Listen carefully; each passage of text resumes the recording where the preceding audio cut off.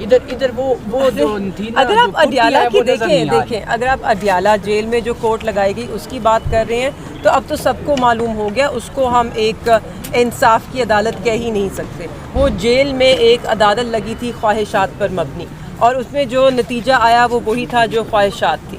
آپ کے سامنے ہے 6 ہائی کورٹ کے، اسلام آباد ہائی کورٹ کے ججز، مطلب پورا اسلام آباد ہائی کورٹ، انہوں نے ایک خط لکھا ہے اور آپ کے سامنے ہے، سب کے سامنے وہ خط ہے جس کے اندر انہوں نے کچھ اس طرح کی گفتگو کی ہے کہ جس سے ہم سب کے رونٹے کھڑے ہو گئے ہیں. پاکستان کے بچے کے اس وقت رونٹے کھڑے ہونے چاہیے.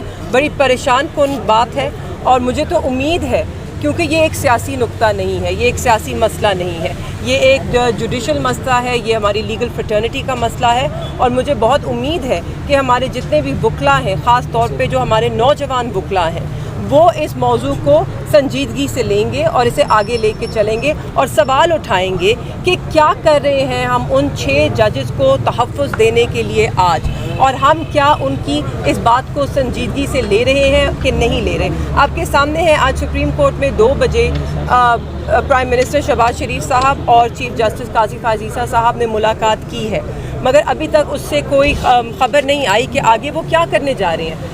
میرا تو ماننا ہے کہ کس چیز کا ایک جوڈیشل کنونشن ہونی چاہیے، ایک جوڈیشل کنونشن ہونی چاہیے پوری جوڈیشری کی، پاکستان کی، اور باقی ججز سے بھی پوچھا جائے، ڈسٹرکٹ کورٹ کے ججز ہوں، سول ججز ہوں، ہائی کورٹ کے ہوں، کہ کیا آپ کے ساتھ بھی اس طرح ہوا ہے؟ کیا آپ کو بھی کوئی دھمکیاں میں اس فون کالز آئی ہیں؟ کیا آپ کو بھی اس طرح کے خدشات ہیں؟ اگر آج ہم نہیں لڑیں گے اس جوڈیشری کے لیے، اس کی آزادی کے لیے، تو ہم اس ملک میں ایک ایک ادارے کو تباہ کر بیٹھیں گے اپنے ہاتھوں سے. آپ کے سامنے جمہوریت کو ہم نے خود اپنی جمہوریت کو اپنے ہاتھوں سے کمزور کیا ہے. آج فارم 47 پہ جیتے ہوئے لوگ حلف اٹھائے بیٹھے ہیں ایوانوں میں، اور جن لوگوں نے ووٹ حاصل کیے ہیں عوام کے، وہ باہر کھڑے ہیں، انصاف کے منتظر ہیں. تیمور صاحب بھی، میں بھی، ہمارے جیسے دیگر ہمارے جماعت کے ممبران، ہم سب انصاف کے منتظر ہیں. صرف ہم نہیں، ہمارے حلقے کی عوام انصاف کی منتظر ہے. آپ نے لاکھوں بندوں کی آواز اور ان کا ووٹ چوری کیا ہے. ہمیں بتائیں کس پہ مقدمہ کرنا چاہیے. آج الیکشن کمیشن نے جو چیف جسٹس ہیں ان کی ملاقات ہوئی وزیر اعظم سے. آپ نے دیکھا ہوگا کل جو وزیر اعظم ہیں شہباز شریف صاحب، ان سے ملاقات کی تھی آرمی چیف نے، اور پھر وزیر اعظم کا یوں ملاقات کرنا معمولی بات ہے جی، معمولی بات ہے. جب آپ ایگزیکٹو ہوتے ہیں تو اس طرح کی ملاقاتیں ہوتی ہیں. نہ ہی کسی ملک میں جمہوریت ہو سکتی ہے، اور نہ ہی ہم اس ملک میں انصاف کی توقع رکھ سکتے ہیں.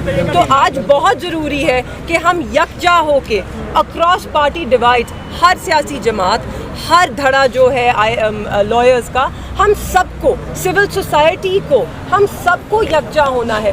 جتنے بھی یہاں پہ موومنٹس ہیں، ڈفرینٹ آرگنائزیشنز ہیں، میں کہتی ہوں عورت مارچ کے لوگ ہیں، ہماری ہیومن رائٹس کی جتنی آرگنائزیشنز ہیں، ہم سب کو اس ایک نقطے پر یکجا ہونا ہوگا. کیونکہ آزاد عدلیہ کے بغیر، عدلیہ کی آزادی کو یقینی بنائے بغیر اس ملک میں انصاف کی توقع نہیں رکھنی چاہیے، کہ نہ انصاف کی، نہ بنیادی حقوق کی. میری دعا ہے، میں اللہ تعالیٰ سے دعا ہے کہ عید ہم اکٹھے کریں. اور میں خان صاحب کے کیسز پہ بھی صرف یہ کہوں گا کہ دیکھیں اصل کیس یہ ہے جہاں سے کہانی شروع ہوئی. اگر یہ کیس جو کہ نظر آ رہا ہے یہ ختم ہو جاتا ہے بالکل، تو باقی کیس بھی اپنے منطقی انجام کو پہنچیں گے. جتنی جلد بازی میں فیصلے دیے گئے ہیں اتنی جلدی یہ طریقے ختم بھی ہونے چاہیے.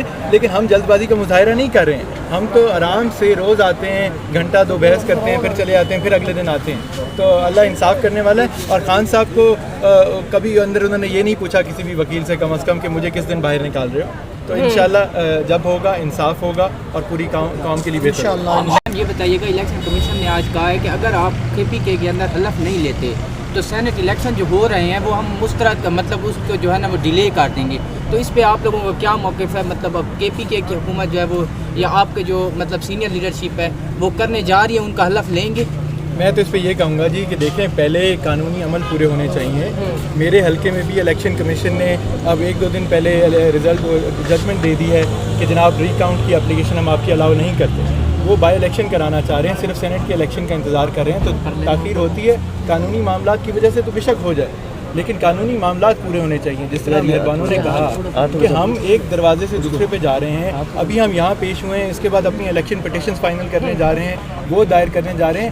ہم تو جتنے انصاف پسند طریقے سے قانون اور آئین کے دائرے میں رہتے ہوئے کوئی چل سکتا ہے, ہم اس طرح چل رہے ہیں, ہم بالکل اسی طرح چل رہے ہیں. تو اب عدالتوں کا یہ ان کی ذمہ داری ہے کہ وہ اس کے اوپر صحیح طرح چلیں, اور ہماری وکلا برادری کی ذمہ داری ہے. میں صرف یہ کہوں گا کہ ہمارے ملک میں اس وقت بار ایسوسیشنز کے 2 دھڑے ہیں. ایک مرحومہ آسمہ جہانگیر صاحبہ کے نام کا گروپ ہے, اور ایک حامد خان صاحب کا.